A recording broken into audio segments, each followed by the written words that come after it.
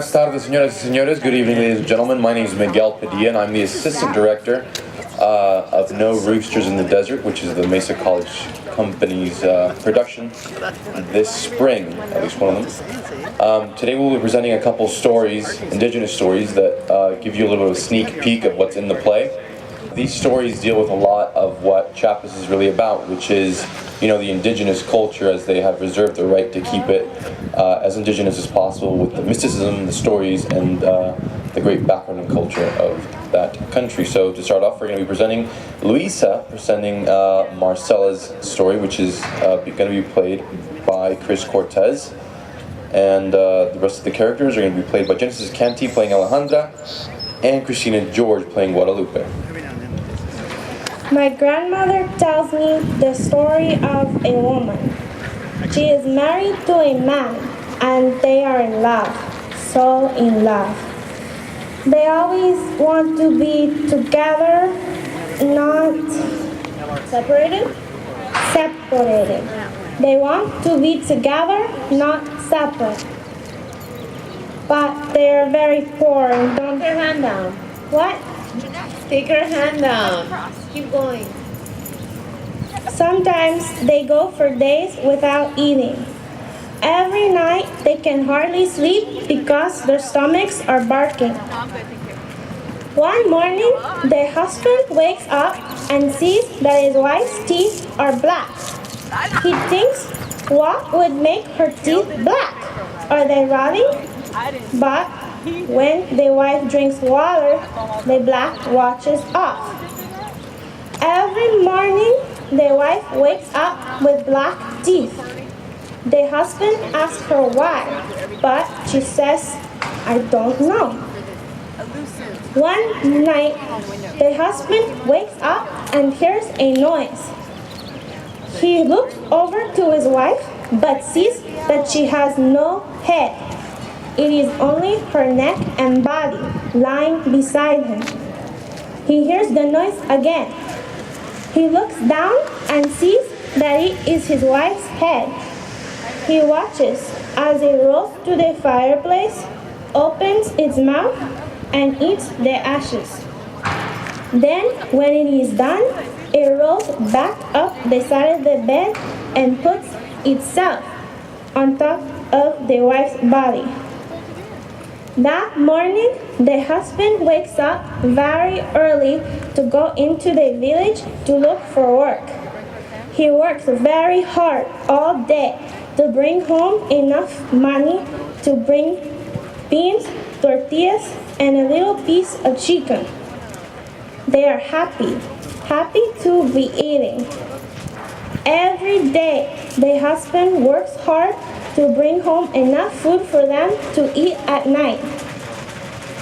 After the meal, the husband goes to sleep and falls asleep right away. One morning, the husband wakes up very early to go to work when he hears the noise again. He looks and sees his wife's head roll to the fireplace, open its mouth, and eat the ashes. More and more ashes than before. Finally, the husband cannot bear it anymore. He calls out to the head, why did you betray me? The head hears him because it still has ears. It rolls past him, out the doors, past the neighbor's house, and down the hill. The husband waits and waits, but the wife's head never comes back. Wow. Indian stories.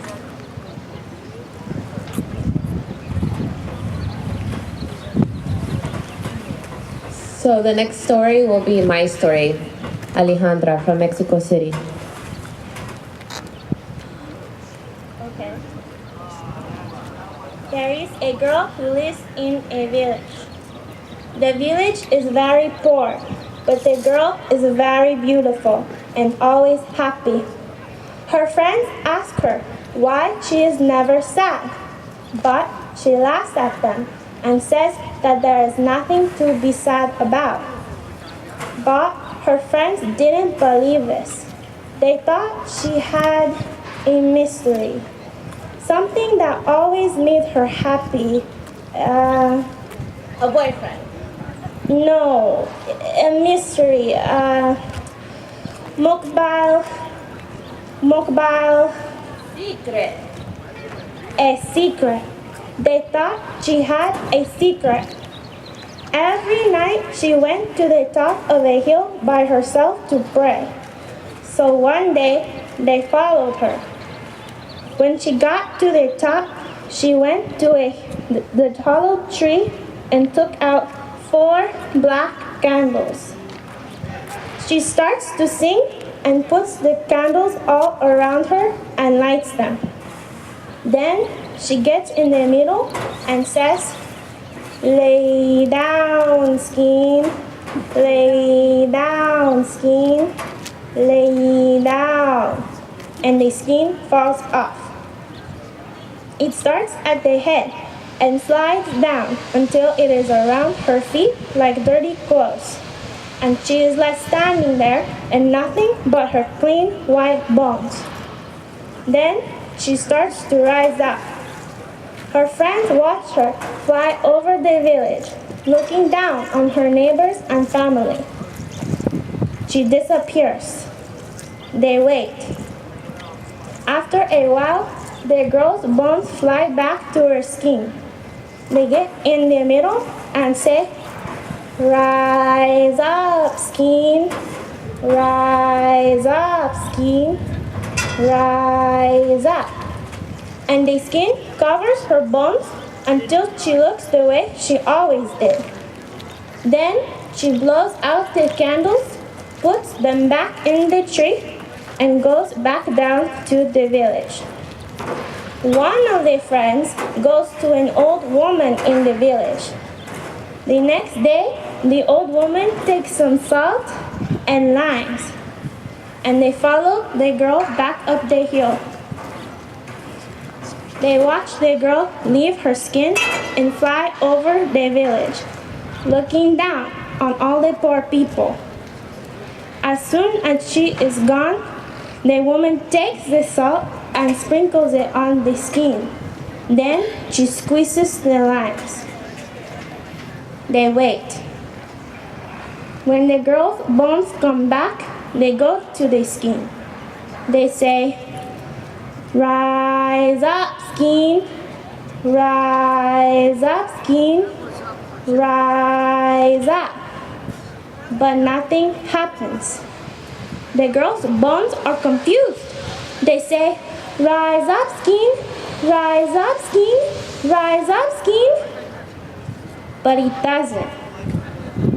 Then the girl looks and sees her friends and the old woman. She knows they did this. She knows what happens, and she starts to cry. Then she rises up and flies away, leaving the candles burning and the skin lying there. She flies away and never comes back.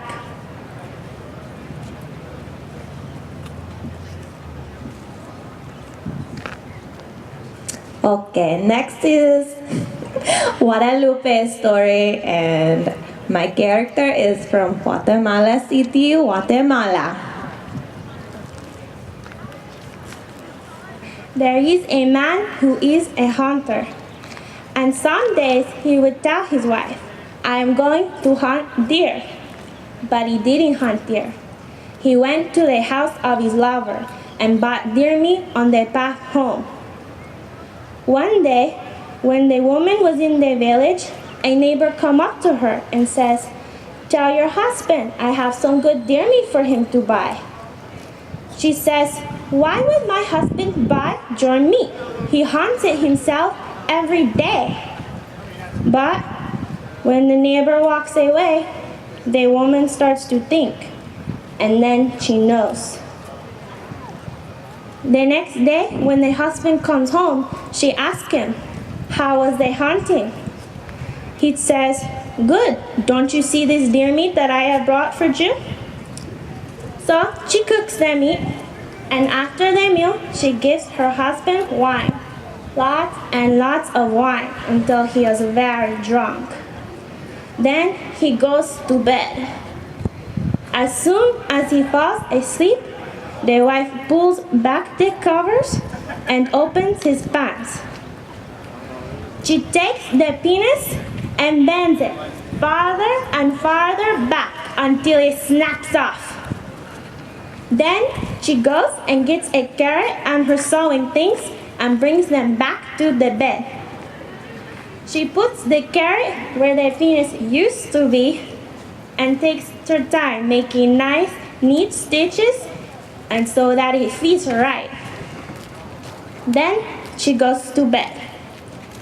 The next morning, the husband wakes up and says, "That was a good night."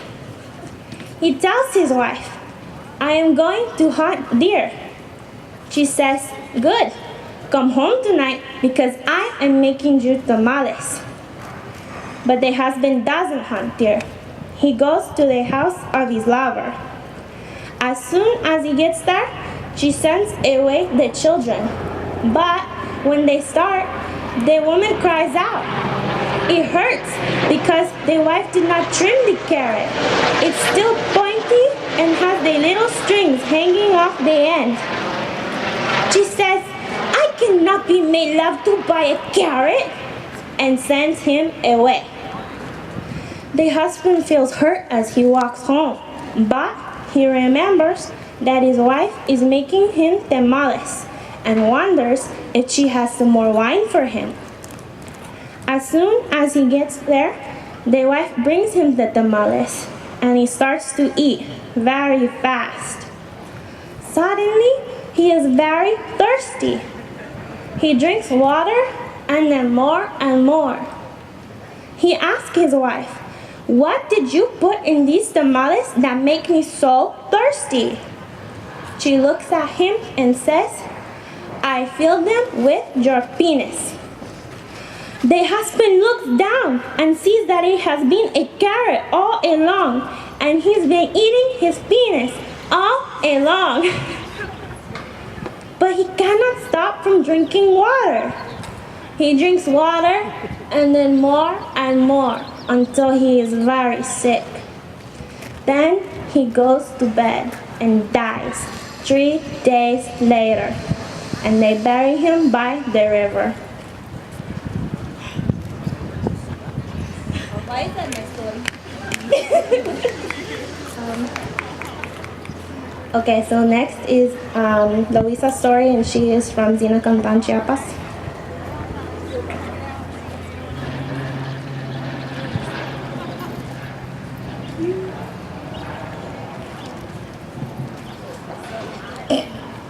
A girl lives in the mountains with her family. They have a little piece of land where they grow corn. They don't have much money, but they are happy together. One day, the girl's brother becomes very sick. He starts to vomit snakes, pale white snakes, alive and twisting. As soon as they come out his mouth, they leave, heading out the door, going north. The boy is very weak. They don't know how much longer he has to live. But the girl is strong. She tells her family, "I'm going to follow these snakes back to where they came from and tell them to stop making my brother sick." Her family begged her not to go, but she knew that if she didn't, her brother would die. She followed the snakes for 3 days and 2 nights. Finally, they came to a cave and went inside the cave one by one. Inside the cave, she could see hundreds of pale snakes glowing in the dim light. Finally, she came to a flat rock and saw the biggest snake she had ever seen, fat and coiled. She took a deep breath and called out to the snake, "Let my brother go!" The snake turned to her and said, "I will let your brother go." if you stay as my wife for 1 year. The girl wanted to heal her brother, so she said yes. The girl stayed as the snake's wife for 1 year. She hated the cold, dark cave and the things the snake made her do. But after a while, she grew snake scales on her skin, so at least she wasn't so cold anymore. After 1 year, she went to the snake and said, "I have lived as your wife for 1 year. Now I want to go home." The snake looked at her and said, "But you are my wife. You can't leave me," and wrapped himself around her. The girl was so angry. She took the snake and started to tie his body in knots. The snake cried out and told her to stop, but she just kept tying the knots all up and down his body until he could not slide on the ground anymore. Then she ran out of the cave as fast as she could. When she got home, her parents were surprised to see her. They said, "But what if the snake comes back looking for you? Or what if he makes your brother sick again? Maybe you should go back." But the girl didn't want to go back.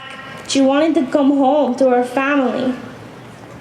Then she looked down and saw that she still had the scales on her skin.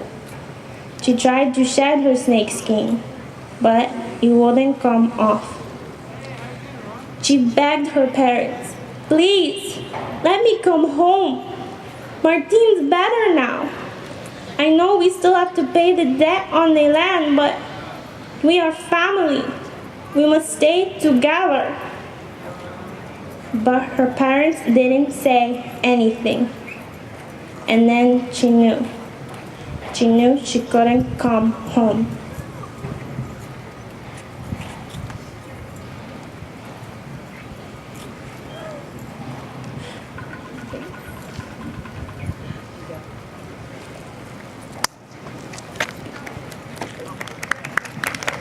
Give him a nice round of applause. Well, ladies and gentlemen, thank you so much for joining us today here as we shared some lovely stories from the state of Chiapas in Mexico. I hope that you enjoyed them, and I hope that you come check out our production of No Roosters in the Desert next weekend. Thank you so much.